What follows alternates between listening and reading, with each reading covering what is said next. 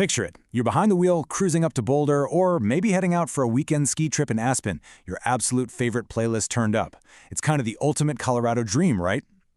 But, well, before you hit the open road, there's a bit of a bureaucratic maze standing in your way.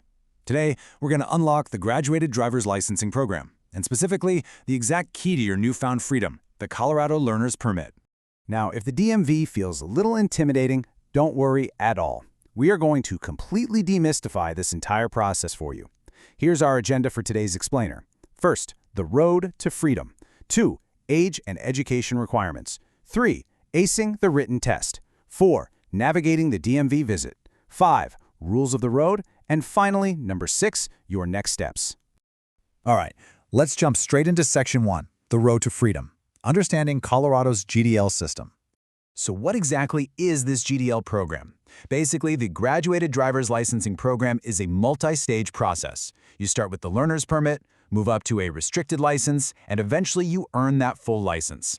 It's specifically designed to help new drivers safely gain on-the-road experience in, lower-risk conditions. And remember, grabbing that instruction permit is your mandatory starting point, literally whether you're 15 or 50 years old. Let's move right along to Section 2, age and education requirements, knowing your bracket. Okay, we're going to dive right into this because Colorado is incredibly specific with its timelines here. Your prerequisites vary wildly depending on your exact age, literally down to the month. If you want to get your permit exactly on your 15th birthday, you're in that first bracket, 15 to 15 and a half. For this, you absolutely must complete a state-approved 30-hour driver education course before you even apply. Now, if you hold off until you're 15 and a half, you actually have options.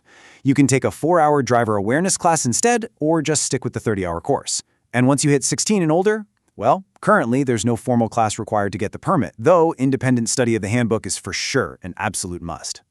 Which brings us to Section 3, acing the written test. Knowledge is power. 40. That is your magic number. The written permit test consists of exactly 40 multiple-choice questions, and they are pulled directly from the Colorado Driver's Handbook. To pass this exam, you need to score an 80%. So what does that actually mean? Out of those 40 questions, you need to answer at least 32 of them correctly. Honestly, just take your time, read the questions carefully, and whatever you do, don't rush it. You're probably wondering, what exactly is on this test? Well, you're going to need to study Colorado traffic laws, general rules of the road, safe driving practices, and identifying road signs. You're also going to encounter real-life scenarios that are super specific to our state. Think mountain driving safety and handling tricky snowy conditions. I highly recommend taking free practice quizzes online. They simulate the exact format of the real DMV exam, and they are just a fantastic way to calm those test day nerves so you walk in feeling completely prepared. Let's look at a pretty common pitfall, the right way versus the wrong way to test. The right way? Passing on your very first try after thoroughly studying the handbook. The wrong way is winging it, failing multiple times, and having to pay an $11.50 state retest fee every single time you fail. Plus, the DMV only lets you attempt the test twice per calendar day. Save your money, folks. Just study up. All right, on to Section 4, navigating the DMV visit, the document checklist. Think of this visit as a critical checkpoint. You must be perfectly prepared, or they will literally send you home empty-handed. Here's your mandatory checklist. You need proof of identity, like an original or certified U.S. birth certificate or a valid passport. You need proof of your social security number. You absolutely must bring 2 proofs of a physical Colorado address, something like a bank statement or utility bill, and these have to be dated within the last year. No exceptions.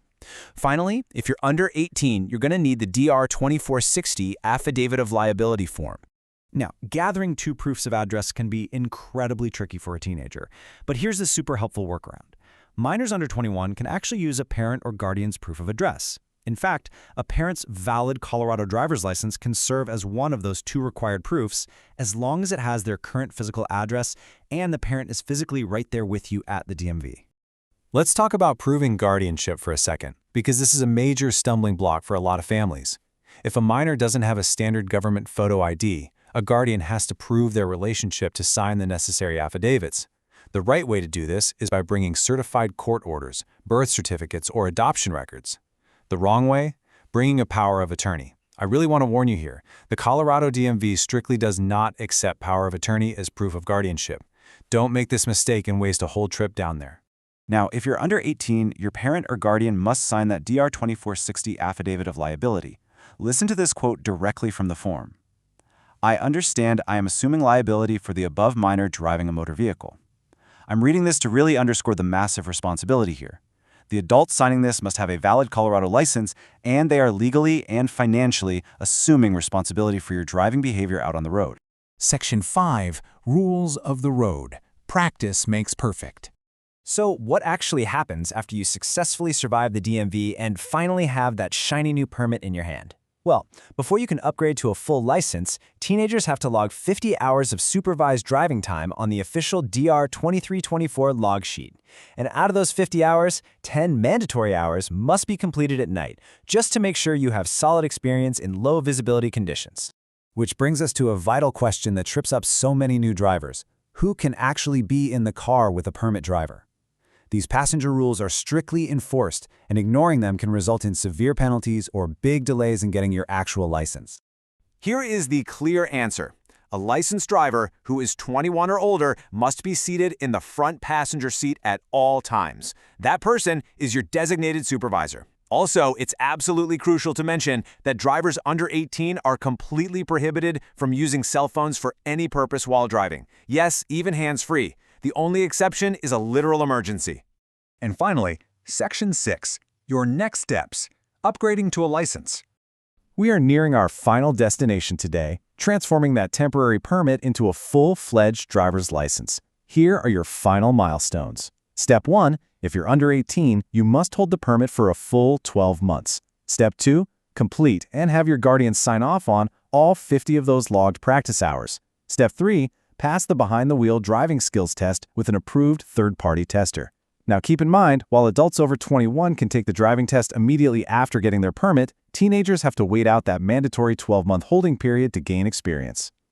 Before we wrap up, I need to give you a very important disclaimer. Always verify the latest requirements, fees, and forms directly with official Colorado DMV sources. Because, let's face it, policies do evolve. For example, education requirements for 18 to 20-year-olds are actually slated to change in 2027 under new legislation. So while this explainer gives you the absolute best roadmap for today, you should always double-check the official DMV website before heading in for your appointment. So, I leave you with this. Are you ready to log those 50 hours and claim your spot on the Colorado roads? The journey definitely takes patience and some diligent studying. But that driver's license waiting at the finish line, it's totally going to change your life. Grab your handbook, start studying, and take that very first step toward the open road.